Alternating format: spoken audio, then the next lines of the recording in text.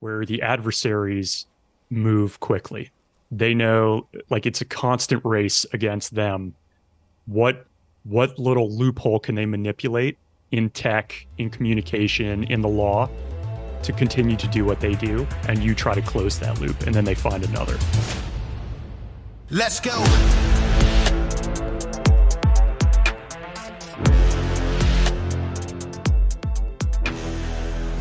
Welcome to Citizen. We've got a special guest today, Ryan Fugit. You got a lot of stuff going on, so why don't you introduce yourself? Yeah, sure thing. So I'm Ryan Fugit. I run the Combat Story podcast, where we interview veterans about their combat experiences. We've been doing that for about 3 years. I'm a former Army vet. I flew Apaches for 7.5 years. Spent 8 years at the agency at CIA running ops, and then made a transition over to tech in Silicon Valley. I worked at Google for several years running an Intel team, and I'm still in tech at another big tech company today that I just don't name when I'm on air. Fair enough. So let's jump all the way back. What was the where'd you grow up? What area? I grew up overseas. My dad was career State Department. He was an Army aviator in Vietnam, and then did a full career as a political officer at State. So I was born in Belgium, grew up in Zimbabwe and Pakistan, moved to the US really for the first time when I was in junior high, when I was 13. And what was that like? I mean, like how long did you stay in one place, I guess? The longest I've ever lived in one place is where I am today, and I've been here 4 years. So when I was growing up, we would often stay someplace for about 4 years and then move. Even high school, it was 4 years, and then off, to college. So it was moving quite a bit. When you went to school and then joined the Army, did you join with the intention of becoming an aviator? Yeah, well, I mean, I did ROTC, and kind of when it came down to selecting the branch, it was between aviation and infantry. And I have a brother who flew Kiowas. My dad flew Hueys and Nam. So it's kind of part of the family. So I went that route. I do have regrets at times, but there's no way I would not have regrets. Even if I'd gone the infantry route, I wouldn't be able to talk to my old man the way I can now, since we've both been in, downrange in a cockpit. Yeah, he sounds like an impressive dude. The most impressive thing he did was survive flying a fucking Huey in Vietnam. That's right, man. Holy no shit. No joke. DFC, Silver Star, like pretty impressive. Yeah, that was a not fun job to have. No. I mean, I flying an Apache is quite a bit better. I mean, and I think flying a battle craft of any sort is better than flying a carrier of any sort, whether it's on the ocean or on the ground or in the air. But man, that the Huey had some issues, right? I think the old saying was, if the Huey isn't leaking oil, you better put oil in it, because that means there is none. Yeah. Which is it's reliable though, man. That thing's a workhorse. I mean, they still use them with the Marines today. They're versatile. Whereas Apaches, like, I had 10 Apaches in my company in Afghanistan, and there were days where we only had 2 that were functioning. Why do you think that is? Avionics. They're just giant computers, made in 1985. So there's all kinds of things that can go wrong. In a Huey, it's a lot of linkages. You have very few computers that you got to worry about on board. Well, we've got so since the Apache went into service, we've had the F-18, the 21, or I'm sorry, the 22, the 35. Where's the next Apache? Why is that not a thing? I mean, they tried to make one called the Comanche. I don't know if you remember this. Yeah, it was like late 90s. And it just didn't. They got some prototypes out. I never saw one fly, but it was right around when I was going to flight school, like just after 9/11. Like they killed the program. It just didn't add enough beyond what the Apache delivered. It was supposed to have kind of like that stealth fighter technology where, hard to pick up on radar. But I mean, with the rotor wash, does it matter how much you're picked up on radar, to be honest? I mean, I guess it always matters, but I mean, you're making noise. You know what I mean? You're not going to hover over a city and not be seen. No, you'd still have a signature for sure. But like even when we went to Afghanistan, they were trying to augment our Apaches with some. It wasn't super advanced tech, but stuff to just dissipate the Mm, heat signature to avoid missiles, basically. I see. That makes sense. And what units did you serve in while you were there? Were you in like 7th Cav or some shit? I was in. I did one tour over in Germany with 6 Cav. Hmm. It's a disbanded unit now, and then I went downrange with the 101st. So I was with the 101st Combat Aviation Brigade. Mm, cool. At least you guys don't call yourself airborne, because nobody over there is airborne.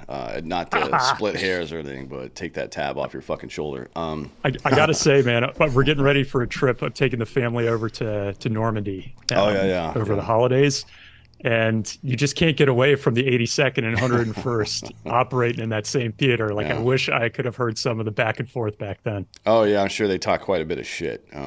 Yeah, But so you're in the army as an aviator. You got a family history. Your brother was in at the same time as you, and he flew Kiowas. You said.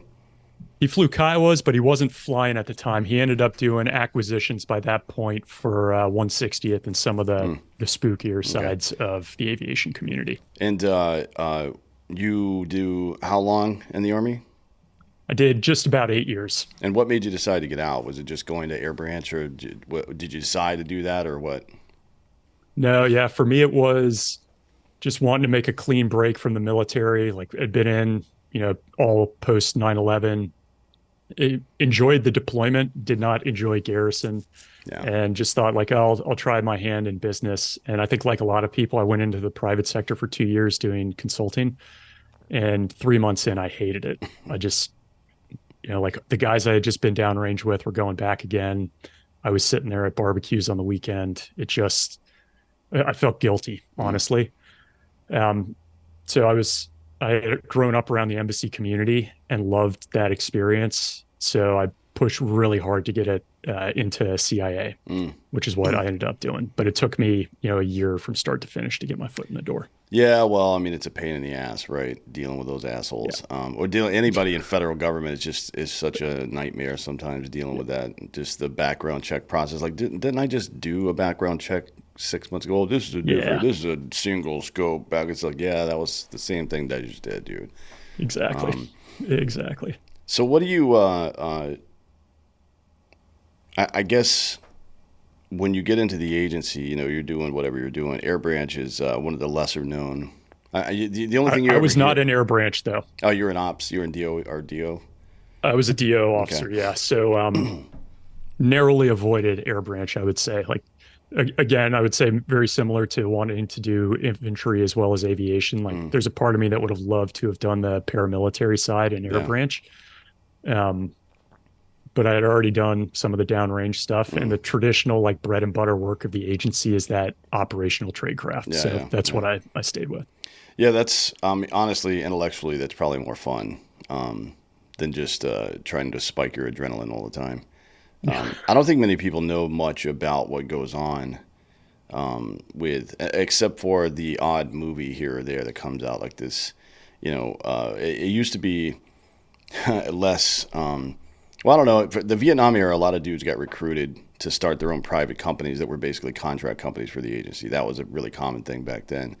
It seems like now there's a lot more organic employees of the actual agency. I wonder why they do that. To But be honest, who knows? But you're you've pivoted now into I guess back into the private sector over the last 12 or so years. Um, yeah, pretty recent. No, is probably 5 years back now. oh, okay, wow. Yeah, So it's been recent. so I guess one of the questions I would want to ask is what did you see change of landscape wise from the operations we were doing from the time you were in the military until the time you were in the agency? Because things switched up quite a bit, right? I mean, we try to get leaner and more kinetic, right? When things are Yeah. kind of when we're not doing like attrition war and stuff like that. I think, my everybody's experience, is slightly different. For me, because I was very tactical, in the Apache. Obviously, we go out in teams of two. We're doing recon, we're doing kinetic, like deliberate hits with SF teams supporting them. But it was, very myopic. The agency is so broad. So if you're working war zone efforts there, I think the big difference that I saw, and so I can't really speak to if it changed. I would assume it's fairly consistent throughout the post 9/11 era. It was just so multinational. Mm. Like the work we did with other countries and partners and allies was so important because every country brings their own kind of like skill set to the game. Like the U.S. has a lot of money and can pump that into operations, but some of these other like leaner, more nimble services have skills in SIGINT or HUMINT, or they can get into places we can't as Americans. And so just seeing that from the inside, I think was really, really interesting. But I wouldn't necessarily say it changed over the post 9/11 era. It was just my experience of it. Mm. I saw more of it Yeah, at the yeah. tail end of my career. You think it should change? I mean, we make a lot of mistakes, but the downside of intelligence operations is you only ever hear about the mistakes, right? So it seems like they're all mistakes, I guess. Yeah, I wouldn't. I don't think it should change. I think it's changed a lot since the 70s. Like the 60s and 70s just like really put a black mark on the agency for some of the ops that went sideways. Um, I think there's more oversight now, which is good. I mean, it's a pain when you're in the building and having to get approvals to do everything, but I think it's useful to make sure you've got some transparency for people who are cleared to see it, just for accountability. But I wouldn't want to lose the audaciousness, kind Mm. of like how aggressively we'll go after targets. I think that needs to stay. And I think the multinational, like that allied approach to solving problems needs to continue. There are just things we as Americans will not be able to do that our partners can do. And we need to lean on them for that. Yeah, I mean that used to kind of be well. I mean that was the original purpose of the agency even before it was but when it was OSS, is OSS. Yeah. to be in the same way that special forces are a force multiplier, right? Like take your financing, weapons, and expertise into an area and build something, right? With Exactly. the help of the locals. It seems like over the last 20 years or so, we've taken a little bit more hands-on approach, militarily speaking, which was, in my opinion, a mistake. Like the idea that a bunch of white faces were going to go into Iraq and Afghanistan and convince them of anything seemed a bit myopic and actually naive, maybe even dangerously ignorant, frankly. But you know, state actually did a really good job. Nobody knows about what state did to prep the battlefield for Iraq, especially, Hmm. right? Like there were DOS guys in the north because once Turkey shut down the the airspace up there, because the 82nd was going to jump in to the north side. Once Turkey shut down that airspace, a bunch of DOS guys got dropped in with the Kurds to set up some fucking outposts and stuff. Nobody has any idea about any of these stories. They're not classified or anything. They're in books, Yeah. but no one's ever made It's movies not about everything. sexy. Yeah, I mean, Yeah. but it's like a bunch of dude from Madeleine Albright's fucking protection detail are in the Middle East now, right? With no language skills at all. They don't know what the fuck's going on. All they know is how to do operations, right? So they go up there and they set up a bunch of operations. Anaconda gets a book. This doesn't. Well, I mean, it's That's been true. mentioned in books. I've seen it, but it's just weird the stories that we pick and choose because that story to me is pretty incredible. I've never heard it told except for by people who were literally there. Yeah, that's a good point. I think I am I'm a little closer to it because my dad was career Mm, state. So like he was full on political officer for 25 years. So I have a very kind of good understanding of how important state's role is. But I will say one thing I noticed from the military and the agency, there's a tendency to look down on state as these like weenies that don't get out there and kick in doors. But they're diplomats. Like their job is to be at a table. Like I just had my dad because Kissinger passed away last mm, week, right? 100 years old, amazing guy. I remember my dad did. My dad was brought in specifically to Moscow with Kissinger for a session with the Russians talking about Southern Africa. Mm. At the time, my dad had done several tours in Southern Africa, and he was an expert on Angola, where we were fighting in the Cold War against the Russians.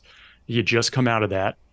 Kissinger was like, "Hey, Fugit, you're with me. You're coming to Moscow. We're doing 4 days of meetings with the Russians.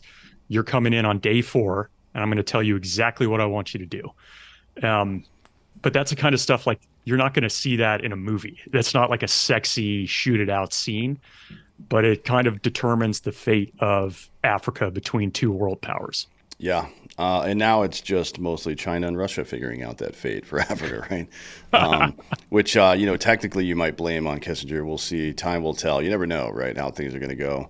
It seems like China's kind of making some deliberate moves. I know there's some angst in the South China Sea, as there always is and will be, probably. I mean, that's basically the Palestine to Israel of the water. It's just always going to be contentious there for whatever reason. But I got to say, I think it was a month ago when the Five Eyes, like the mm, five allied partners, the communities came together, and the heads of those organizations, gave the first time ever they've come out and said, "Hey, there's a real threat here, and it's coming from China." yeah. Um, I think people in DC get the weight of that, but probably most people don't who haven't lived inside the Beltway or in the military community. The fact that that's the first time those five organizations come out and say something is a pretty good indication of that threat. Do you read anything into China's made several statements over the past, let's say, 2 months or so, about wanting to normalize relations with the U.S. and the West again, and be partners, and not, let some of this other stuff come between us. I don't know if that's just pillow talk, or if it's, just some casual diplomacy, or if they're like, I think a lot of countries, I've been hearing this from people I know at State now, a lot of countries are very concerned about Islamic terrorism again, where they haven't been for the last, let's say, 5 years or so, but now it's starting to creep up again. Yeah, what do you read into that? I guess I hadn't connected the second piece, the Islamic threat, with the China warming. Mm, I have seen that Islamic threat. I mean, France just saw another like two sets of Islamic focused attacks in the past 2 months. With China, that warming up, I think, is a result of financial concerns in the country and a reliance on the U.S. as an export market. So mm. my background was in political economics. So I just have always seen the reliance that the two have, and I think it's an economic necessity for them to warm up with us because of what they're going through right now. Yeah. So if you're advising, State, or if you're advising POTUS, how do you tell them to take advantage of that situation? Because obviously China is having some financial trouble, just like everybody else. Yeah, I think in true Machiavellian fashion, like we're gonna push for what's good for us right now, and I think part of that is going to be de-escalating some of the South China Sea. It won't be entirely the case, but I think pushing back a little bit there and giving them a little bit of what they need financially. But I think overall it's going to be good for us too, just in terms of um, costs as Mm. we're dealing with our own inflation and high costs here. I think this is probably close to a win-win with China as they warm up, and hopefully we're taking advantage of it significantly right now, We both have in the past. economically and militarily. We definitely have in the past, right? Like when China had this period where a lot of human rights issues were being launched at them, and blah blah blah. They were starting to get a bad rep. Major retailers were starting to limit, purchases, and blah blah blah. And then, they started to get a lot of competition from Vietnam and Cambodia for production, textile production especially, and they improved their working conditions for people, not Uyghur Muslims obviously, but they improved for actual Chinese people. They improved Yeah. working conditions and pay quite a bit, and costs came down quite a bit. And then they regained a lot of that market. I wonder if this won't be a similar situation, right? Because obviously, Yeah. they're not. It's I wouldn't say that they're not like us. They're not an information economy, right? I mean, they have to No, produce things to make manufacturing. money. Yeah. But and I do think the hardest part of all, not the hardest part, but I guess from my like Intel background, the thing that worries me, and which is what the Five Eyes were talking about, was the theft of intellectual property. And all the warming up we do isn't going to stop that. Like we can try to stop it, and I know we work very hard to do that, but it's very hard to detect. And it's easier now for an adversary to get their hands on new tech through venture capital and acquisitions. So that's not going to stop just because we're warming for a little bit. Well, so a lot of I think there's 17 governors that have written a letter to the president now asking that something be done about China being able to buy American farmland, especially. I wonder if there isn't something similar to be done about M&A with regard to tech or finance or whatever, right? Because Yeah. I don't think it's a great idea.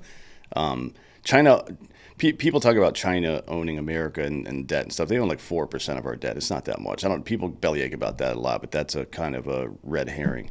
The reality is they've been buying up, as you said, lots of private, aside from the 3,500 or so cyber attacks per month that we receive from China, they also, I guess, passively steal IP by acquiring companies or whatever, right? Yep. I wonder if there isn't something to be done legislatively about that. Like the libertarian side of me says, well, it's not the government's business if I want to sell my company to the Chinese. And then the other part of me is like, fuck China. You know what I mean? That's a good. So it's like I don't know where to land right there because they're obviously a bad actor. I hear you on that. I think we will see legislation like saying, hey, this company cannot be sold to them, or these organizations or these, foreign companies cannot buy this like land, to your point. But I think the hard part is it's so easy to obfuscate who it is doing the purchasing. So like we might find some of it, but I don't think we're ever going to really stop it because of how Yeah. easy it is to hide your hand. Yeah. Well, I mean, we've done okay with ITAR's regulations, right? Like the tech that's in medical devices, that's in communications devices and stuff like that. We've done okay, I guess, at protecting Yep. some of that stuff, but we still buy quite a few precursor components from actual China in the fucking first place, right? So I'm not sure Yep. if that's making the dent that we really think it is. And this is something you kind of did. You mentioned working in the private sector. Uh, uh, some of this stuff goes on in tech companies globally, and it's kind of hard to police this stuff. They get a bad rap a lot, and sometimes deservedly so. But you're talking about billions of impressions per day, right? Yep. What do you think the pitfalls have been for tech companies so far, and what have you seen get better, I guess? Yeah, so I lived in this space for several years with Google, and they've got, I think a lot of us, we hear Google and we think of like search, but they've got 8 products that are used by a billion people. That's staggering. Mm, And so the volume of content that they have to review and police is just on another level. When you come out of the government where you feel like you're looking at a lot of data, it's not even close. So I think they do a great job of taking down 99.9% of the really bad stuff. But when you're talking in the billions, like you mentioned, that 0.1% is still a lot in raw numbers. So they leverage AI, they leverage machine learning and tech where they can. The hard part of these, like I kind of refer to them as gray area cases, that something doesn't clearly violate policy, but it doesn't look good when you run it by like the Washington Post or the New York Times test. Um, a video that stays up that doesn't yet violate policy, and you got to review policy in that case. So like at Google, we would cover terrorism, child exploitation, fraud, scams. Like there's just a never-ending stream of bad actors who can monetize that stuff. So trying to keep pace is very hard. So what do they do well?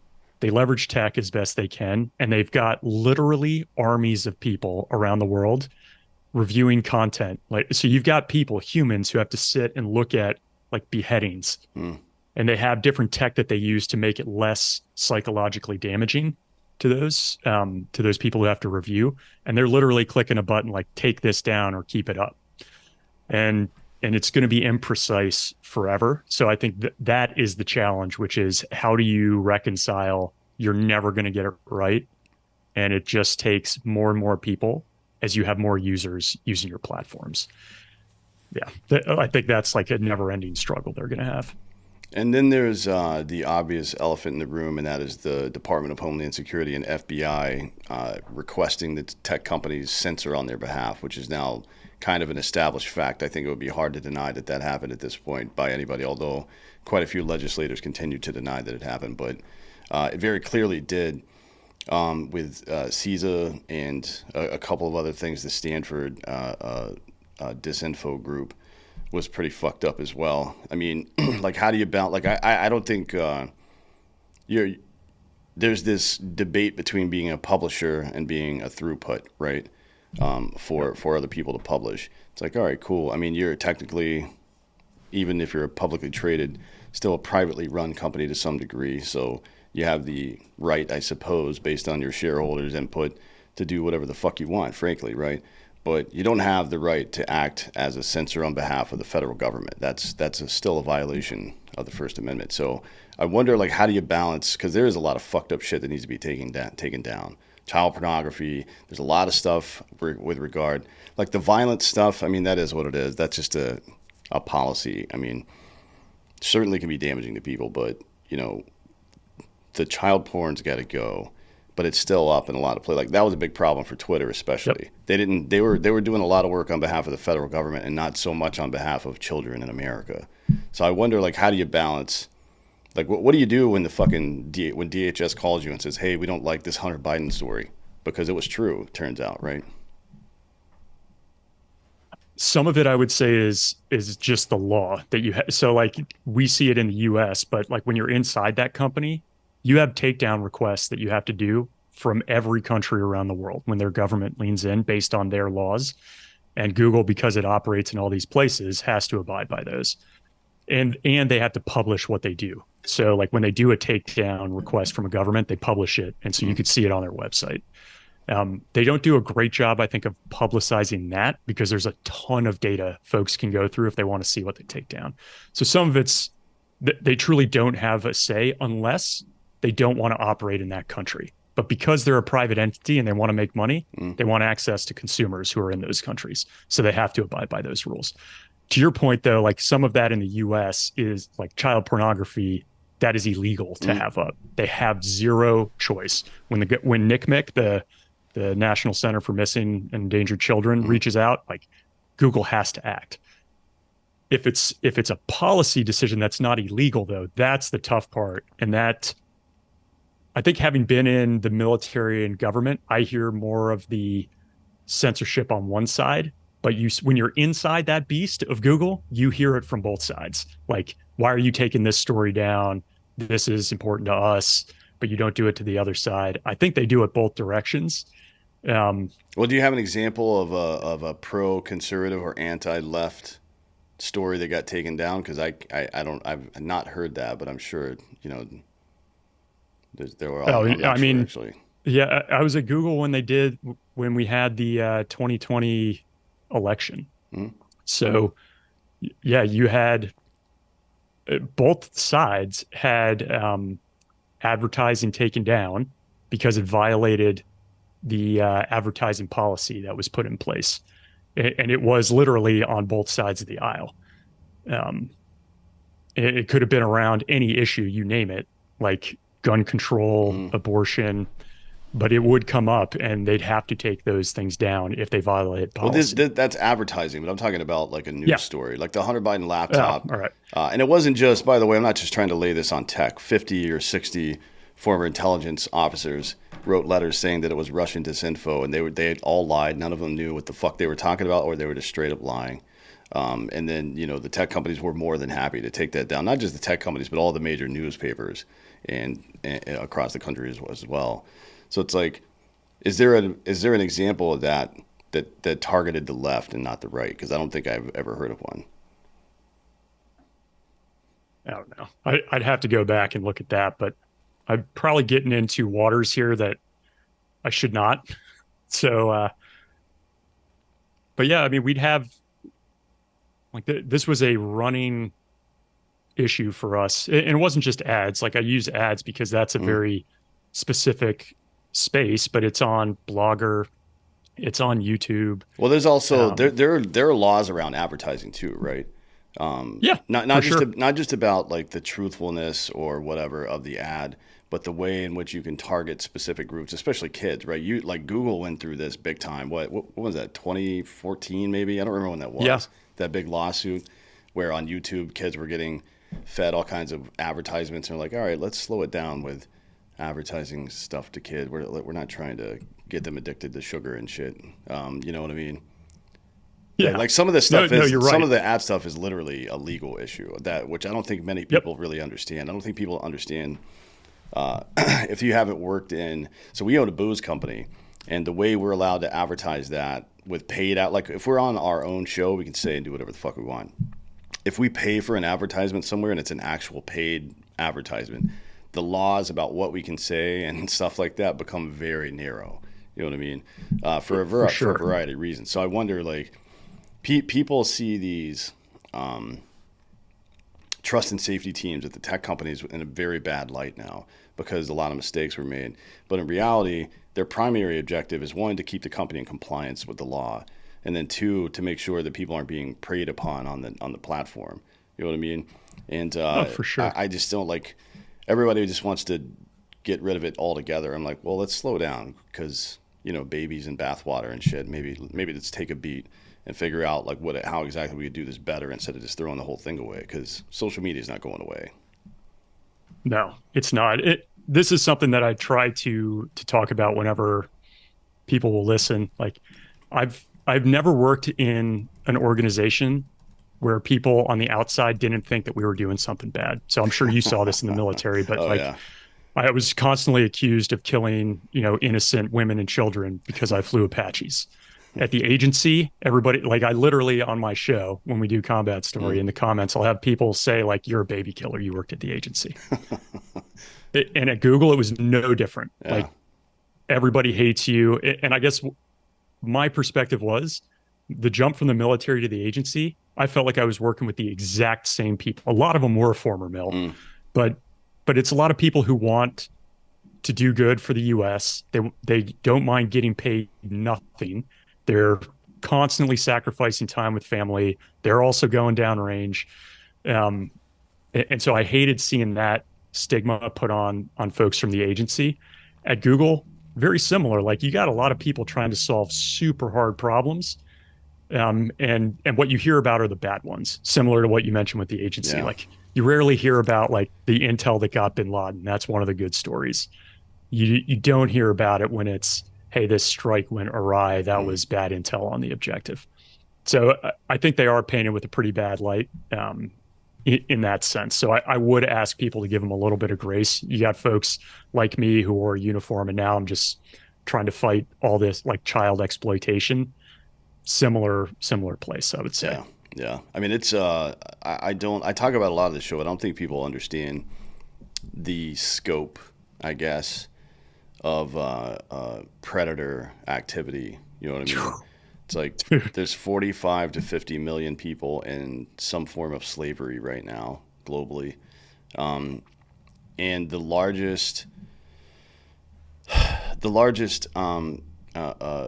purchaser of particularly child sex exploitation is the United States, which should be deeply embarrassing for everybody, right? I mean, a lot of it has to do with cartels and Bradfa and Triad and shit like that. Certainly, they're facilitators, but the only like this is the thing that we learned with the quote unquote war on drugs, which by the way, drugs won that war pretty handily. But you know, if there's a market for something, then somebody's going to supply that thing, whatever it happens to be. Yeah, So, I work in counter human trafficking quite a bit, and it is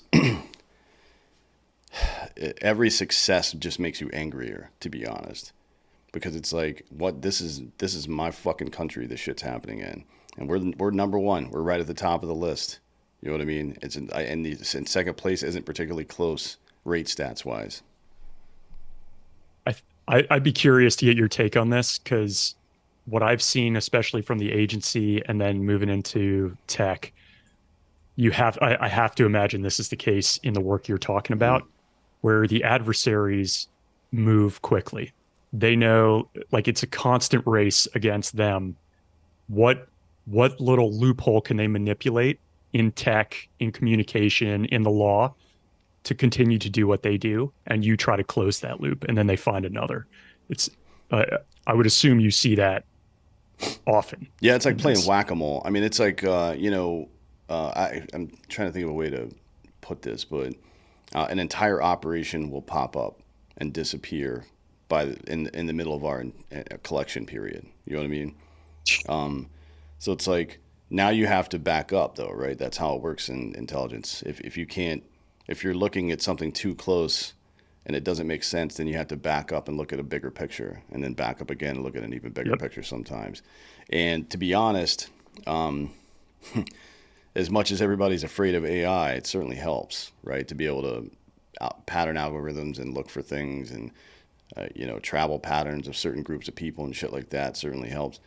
Interesting. Yeah, it's an absolute shit show, and it's the Wild West, and it's something that people like. I for a while after, like around election time, conservatives will talk about it a lot, right? They'll accuse everybody of being pedophiles, which there's plenty out there, so whatever. But it becomes a big issue during election season, and then once the election's over, it's like, all right, well, we're back to everyday life now. But there's this shit's still going on. As a matter of fact, it's getting worse and worse every single day. I got a question for you on that because I do see vets and people from the Intel community moving into that space, but it feels like it doesn't have the same positive um, connotation that like fighting terrorism does for some reason. Do you feel that working in that space? I feel it from the finance side, yeah, from people that would pay for it, from government. Yeah, government doesn't have any interest in prosecuting this shit, frankly. Interesting. Local, like we've gotten a lot of buy-in from, when I say we, I mean everybody that works in this particular industry, Yeah, has gotten plenty of buy-in from sheriffs and some governors and things like that. But when you go to Congress, there's no interest, no to little interest. And then if you look at the federal level from a prosecution, investigative and prosecution standpoint, there's a couple of pockets. Secret Service has an anti-human trafficking task force now that they run, but man, I mean, that seems like if I was the AG, that's what the FBI would do. They would only do that until that fucking problem was solved. You know what I mean? So yeah, I do feel like that. But with ordinary people, if you tell somebody like, well, you can't tell people exactly what you're doing, right? Like I don't do operational stuff. I just help, do other things. So I'm not worried about anybody knowing what I'm up to. But for people that are into it, yeah, if you tell somebody like, yeah, I'm doing counter human trafficking, they're like, oh, okay, that's cool. Sound of Freedom's out. I mean, even though Ballard's kind of a clown, to be honest, I'm glad he's out of that organization now, frankly, because he just walked around with a selfie stick all the time. People don't know that like 85% of the people they detained didn't get prosecuted because the evidence was bad. You know what I mean? So it helps to not talk about it too much, frankly. But yeah, I do see that. I do see that they're just. I don't know if it's one of those things where it's so fucked up that people can't get their minds around it. You know what I mean? Like, because yeah. when you explain the whole thing to them, you're like, yeah, this, and this is happening, and it's happening here. What do you mean it's happening here? Like, people are getting kidnapped from America and taken places? No, people are getting kidnapped all over the world and brought to America, right? And then the ones that are taken to other places, the number one person that's going to that place to use that product is an American traveling in foreign countries, right? I think it's deeply embarrassing for people, and they don't want to admit sometimes why, or they don't want to admit that that's happening. You know what I mean? That's the sense that I get. What's the scale of that problem if people ask you that?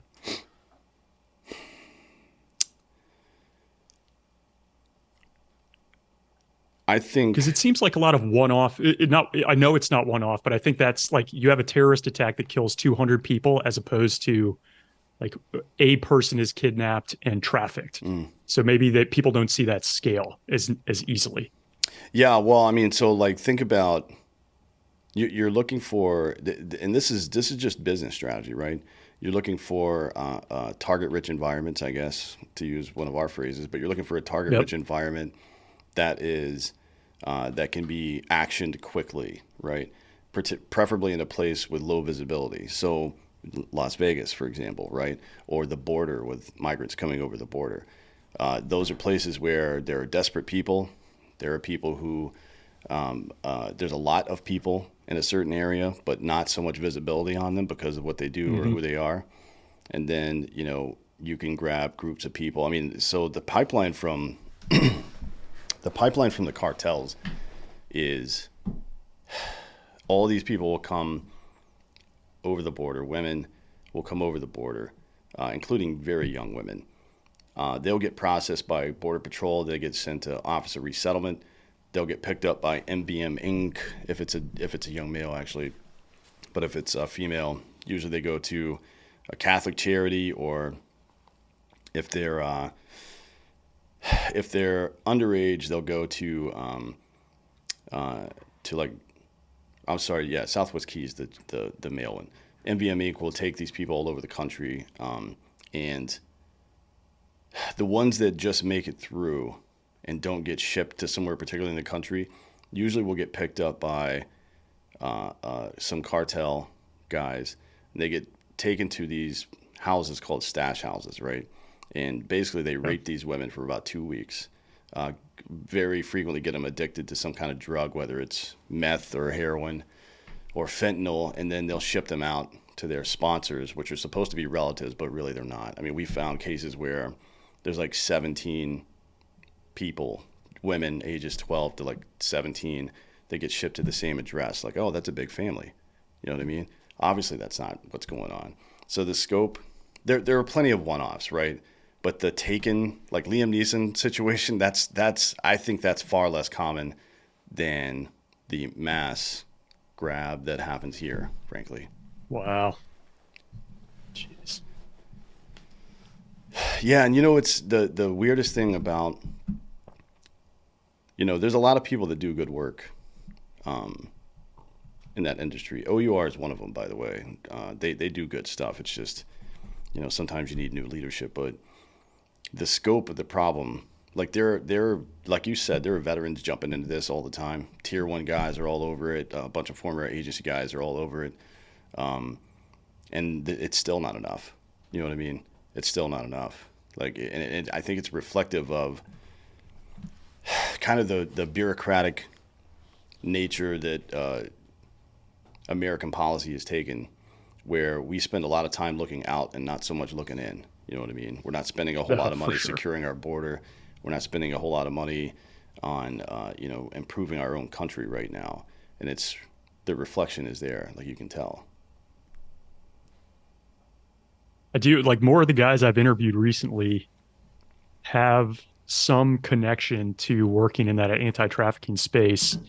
And one of the things that I found interesting was there's times where they will go and gets it might be slightly different because maybe they're tracking down like someone who was kidnapped in the US.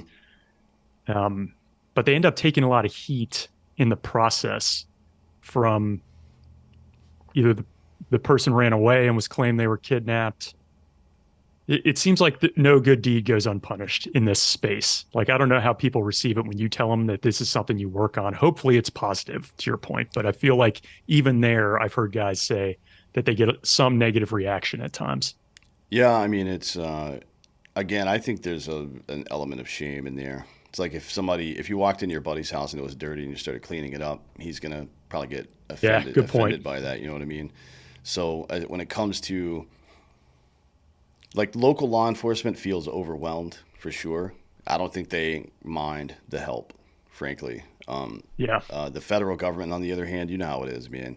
It's like everybody's very protective of their mission because it's their mission is their budget and so on and so forth, right?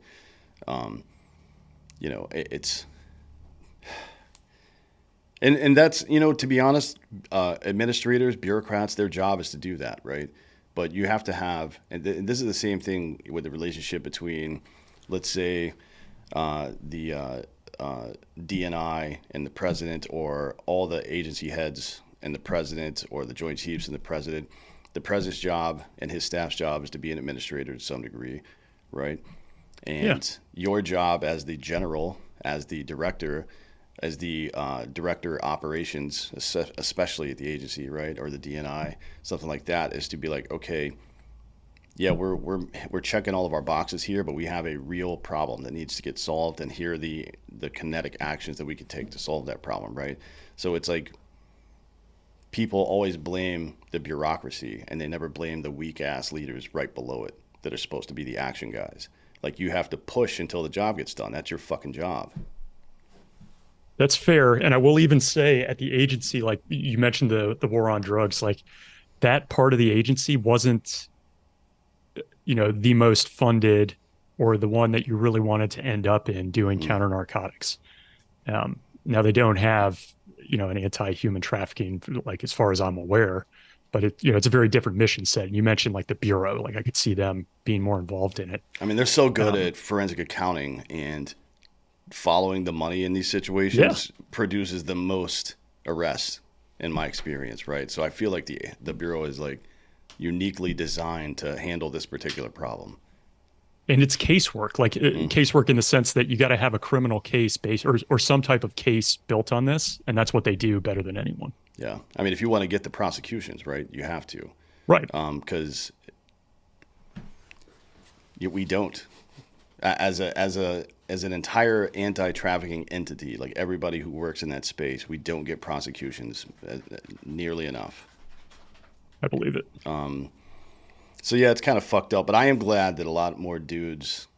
I mean, because like it used to be Blackwater or Ground Branch or whatever, and it's like a lot of dudes I know now are looking to get into this now when they get out.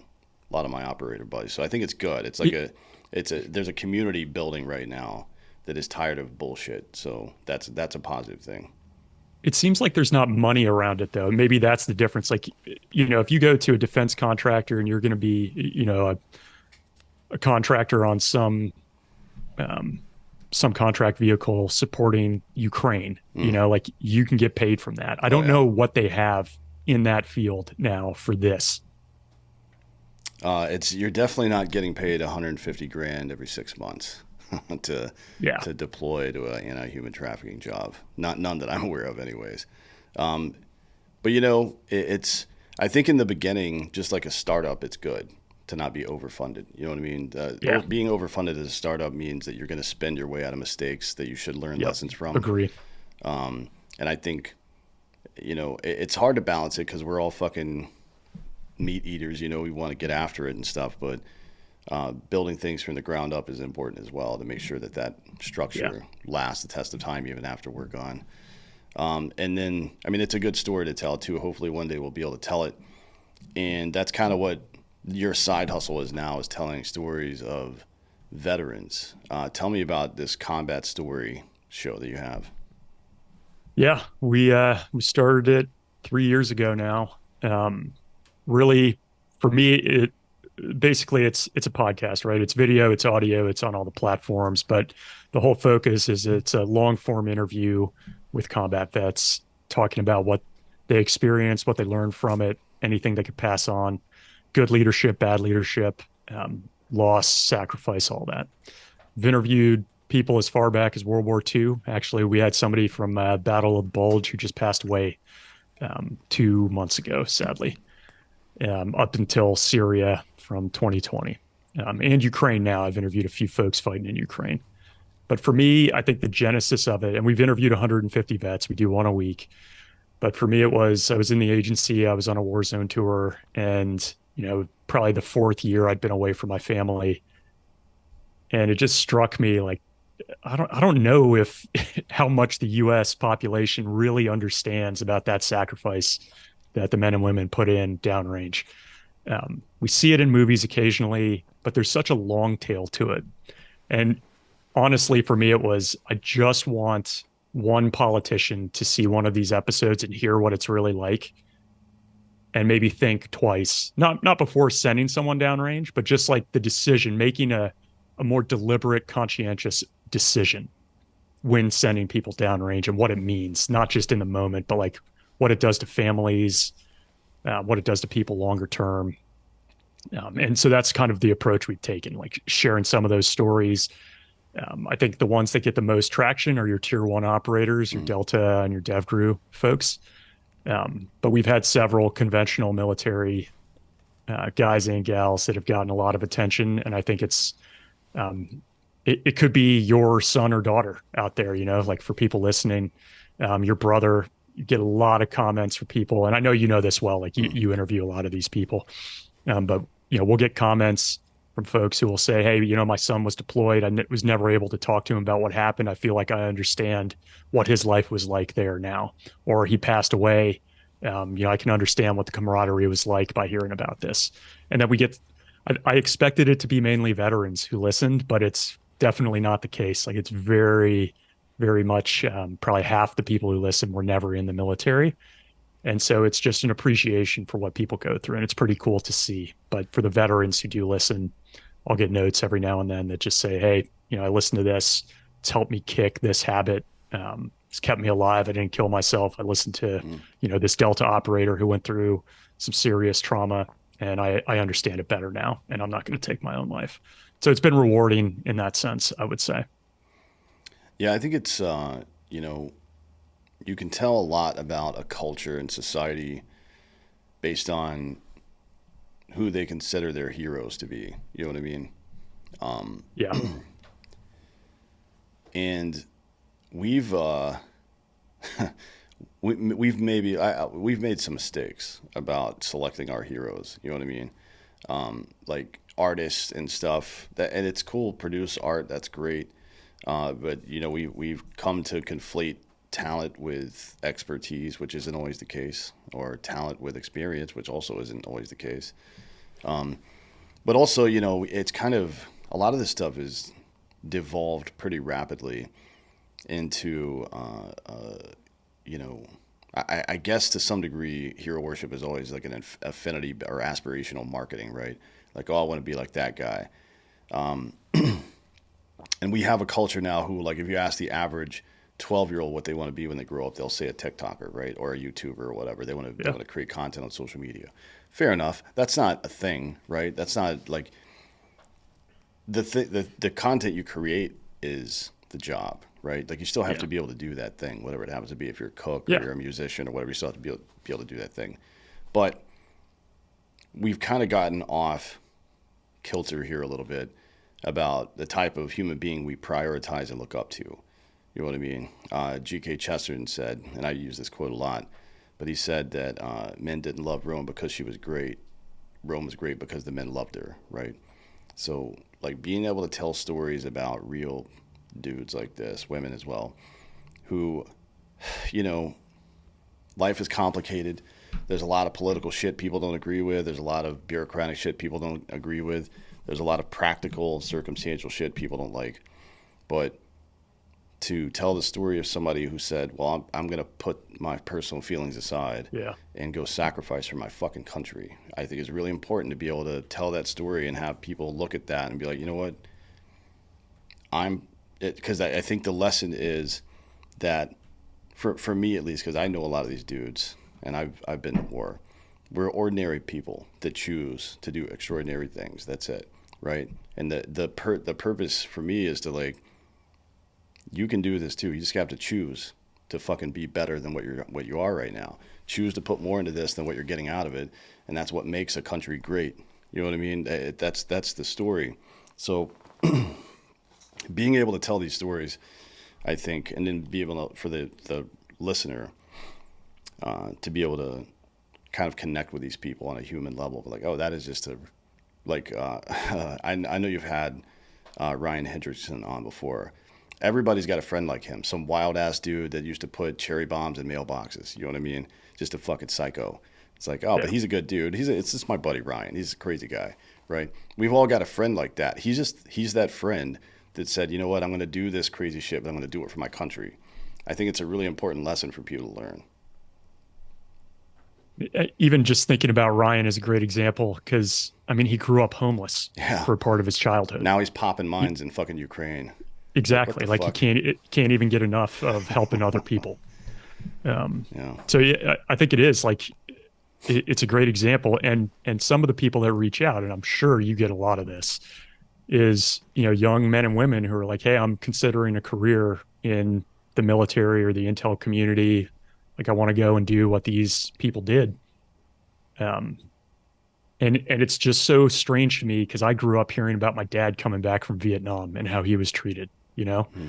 and how different it was for us, and how fortunate we are that it is the way it is now. It's certainly a lot better, you know. But I think we're missing one additional step, and it's understanding. Like people do have a more generalized positive attitude towards those who served in the military now, which is great, right? But yet, like you said before, like bridging that gap of experience and really explaining, like those guys. I don't know. Every time I talk to an old vet back in the day, talking to World War II vets, like somebody that was at the Battle of the Bulge, who was just lying in a foxhole with trees exploding around him. I have no frame of reference for that. I don't know what that's Yeah. like. And then going door to door for 2 or 3 hours every single night for a year and a half, kicking doors in and fucking shit up. They can't relate to that either, right? So it's always different rather. But we were able to sit down and talk to each other and kind of figure it out. There's a lot of oohing and ahhing. We both admire what each other did quite a bit. You know what I mean? Because it's different to us. But translating that down to somebody who has spent their life in a cubicle is difficult. It really is. I think it's a very particular skill set to be able to have conversations with people like that and distill it down into a way that makes sense to ordinary folk. It's so true. I mean, probably the biggest interview we had was with Shrek, John Mm. McPhee, former Delta Sergeant Major. And when I talked to him a few months back, I was just asking him about like um, how does he think like a World War II vet would look at what he did, and he very bluntly just said like, I ran around Baghdad killing people. I didn't cross that beach on Normandy. Like Mm. that's next level. And even for him, who I think a lot of us would look up to, is like, you did everything that's the crazy stuff that happened since post 9/11. Like that guy was involved in a lot of it. And to him, he's like, I'm not even close to what those World War II guys did. And Mm. then the other thing I would say that I've noticed in probably only 3 interviews, I would say, was vets who have gone back and met the people that they fought against and who the enemy. Like one of them was Elliot Ackerman, Mm. very decorated Marine who has met a card carrying AQ operator in Turkey. And they sat down and had tea with a translator for 4 hours. And they drew out on a napkin where they were and what years, and like trying to figure out if they actually fought each other in the same town. And they didn't. Mm. And it's not like they like each other, but there's a respect there for like they stood up to do something, um, and they could sit there and talk about it in a way I think many people can't even wrap their heads around. But you hear it a lot with the Vietnam era folks, and I'm sure we'll hear more of it the farther we get along with Afghanistan and Iraq. Yeah, it is weird. I mean, it isn't because there's a pretty normal analog for ordinary culture for this, but it is kind of weird to think about it at its core because like that was the enemy. It's like yeah, but on a playground, everybody's bristling. There's testosterone, and then you got to fight your buddy. Then he becomes your friend afterwards. Like that shit happens in normal day to day It's life true. all the It's time, true. man. That's just that it's kind of the one of the natural ways that we sort one another into categories. Our kin selection, if you want to call it that, from a psychological perspective. And I'll tell you, I've said this many, many times before. I've got a lot more in common than somebody that picked up a fucking rusty AK to defend what they thought was the right thing or their country than I do with some fucking sniveling bitch from the Pacific Northwest who's putting a mask on and trying to burn down American cities because they're upset about some shit that happened to somebody else. You know what I mean? Like I've got a lot more in common with that dude that wanted to fight than I do with this Yeah. person. That's what I think is so surprising about it. When you hear that, I think a lot of folks just can't wrap their heads around it. But once you've been down there and understand, it, it's not as surprising to hear that. Yeah. Any other like really standout shows that people should check out? I mean, you named a couple of them already, but any other standouts that people should check out? I will say it's hard to say you have a favorite, but I just did one last month that struck me. It's a guy who lives locally where I live, and he just retired out of the Marine Corps. His name's AJ He was a Marine sniper. He was a force recon guy, but his story was powerful. There was this sniper in Iraq named Juba who killed potentially over like 140 Americans with an American sniper rifle that he took off of a squad of Marines that they killed. And so over a 2-year period, this dude hunted down and killed over 140 Americans with sniper shots, and he recorded them. This guy, AJ, was in, he was the one who tracked this guy down in the end and pulled the final trigger on him, like a sniper shot behind, like a recessed sniper shot on this guy when he was filming Americans about to kill another set of Marines. And he trapped him by watching all of this Juba guy's videos of killing Americans. So he had to watch, 100 plus videos of Americans being sniped. And the videos had to be close enough that they could be taken with a Sony camera. So it wasn't like a video game. It was very much up close and personal, even from a sniper position. So he ends up killing this guy, and that Juba character is fictionalized in American Sniper, this Mustafa character that Chris Kyle tracks down and kills. Actually, this AJ guy killed him. And AJ has a separate incident where he and his Marine spotter are in a tower at the beginning of Fallujah covering Marines, and Chris Kyle and his spotter come up and they're fighting from the same level and competing for kills, which is just kind of interesting to hear from the sniper perspective. So that one in particular, AJ Pashuti, we did 2 rounds with him. It's very recent. He just got out, and he's a stand-up guy. I'd recommend that one. Good. Yeah, that's episodes 149 and 150 if you're looking for them. Well, look, man, thanks for coming today. Everybody check out Combat Story. It's there's so many good episodes. Like you said, I think you've done, 135, 140 people, and some of them 150 now, yeah. 150. Yeah, I mean, some of them have multiple episodes. There's so much good shit in here. I would listen to every single one of them. Appreciate it, man. Thanks so much for having me on. This has been a blast. Yeah, thanks, man. Thanks for coming, and thank you all for listening. This has been Citizen.